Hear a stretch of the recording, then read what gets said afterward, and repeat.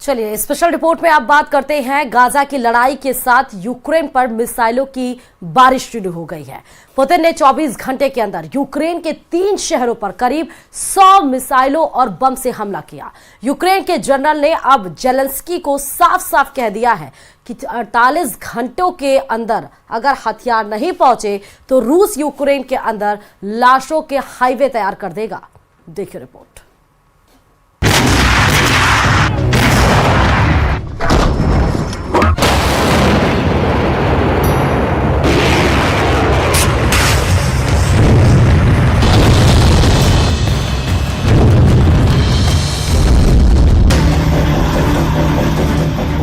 रूस के रक्षा मंत्री ने इस नई हेवी मशीन गन को देखकर बता दिया है कि यूक्रेन के कौन से टारगेट अब खत्म होने वाले हैं। 3 बैरल वाली ये हेवी मशीन गन खासतौर से ड्रोन को खत्म करने के लिए बनाई गई है।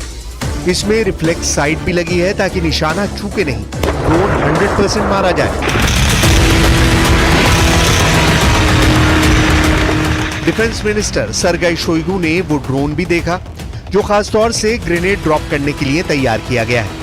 इसके बाद रूस के कमांडर्स की वो मीटिंग हुई जिसमें यूक्रेन को बहुत बड़ा शॉक दिया जाने की तैयारी हुई। मई 2024 यूक्रेन के लिए वो आफत लेकर आया है जिसका सामना जेलेंस्की ने अभी तक नहीं किया है। यूक्रेन को डर है कि मई 2024 में रूस ने उसके 100 टुकड़े करने का प्लान बना लिया है।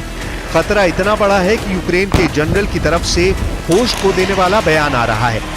यूक्रेन के कमांडर ओलेक्जेंडर सिरिस्की ने पैनिक बटन दबा दिया है। जनरल सिरिस्की ने कहा है कि रूस पूरी फ्रंट लाइन पर आग बरसा रहा है। सबसे बड़ा खतरा उस फ्रंट को है जहां कुछ दिन पहले जेलेंस्की ने दौरा किया है। ट्रेंच में घूमकर जेलेंस्की ने देखा कि रूस की फौज कितनी दूरी पर खड़ी हुई है।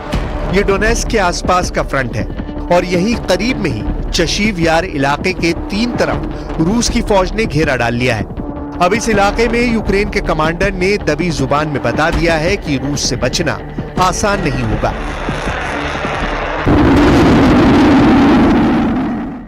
Лінія оборони довкола Часового Яру є дуже динамічною.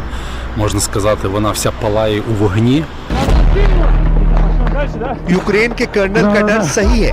रूस ने चशीव यार से 100 किलोमीटर दूर नोवोमी खलीफका इलाके पर कब्जा कर लिया है। ये जगह भी डोनेट्स्क के करीब है। हफ्तों की गोलीबारी के बाद रूस ने यहाँ ड्रोन से वीडियो बनाकर दिखा दिया कि उसका इलाके पर कब्जा हो चुका है।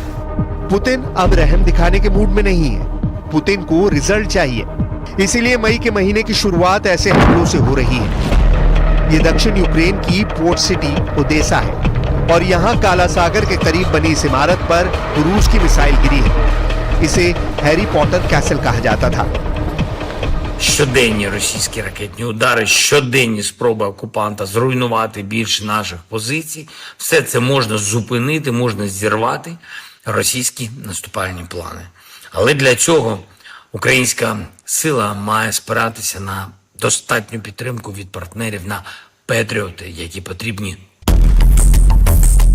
जेलेंस्की की बात अगर आपने गौर से समझी तो उन्होंने 3 बात कही है।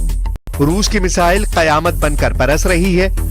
यूक्रेन को इन मिसाइलों को रोकने के लिए पैट्रियट एयर डिफेंस सिस्टम चाहिए और रूस के टारगेट को तबाह करने के लिए 155 मिलीमीटर के गोलों की जरूरत है।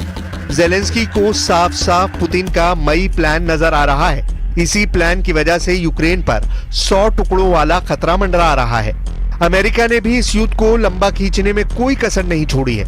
$60 अरब की मदद यूक्रेन को पहुंचाने का ऐलान हो चुका है, जबकि $1 बिलियन यानी करीब 8,000 करोड़ के हथियार फौरन सप्लाई करने की तैयारी हो चुकी है। यही बात बताने के लिए जेलेंस्की हर फ्रंट पर दौड़े दौड़े पहुंच रहे हैं ताकि फौज का हौसला न टूटे, क्योंकि कई फ्रंट से ऐसी खबरें लगातार आ रही हैं कि गोला बारूद खत्म होने की वजह से यूक्रेन के सैनिकों की हिम्मत टूट रही है, क्योंकि रूस की मिसाइलें यूक्रेन पर मौत बनकर बरस रही हैं। One of Ukraine's biggest needs right now is to find a way to better defend itself against these barrages of Russian missile attacks. And what they really need is what President Zelensky called today an air shield, really something to be able to protect their cities from all of these incoming missiles.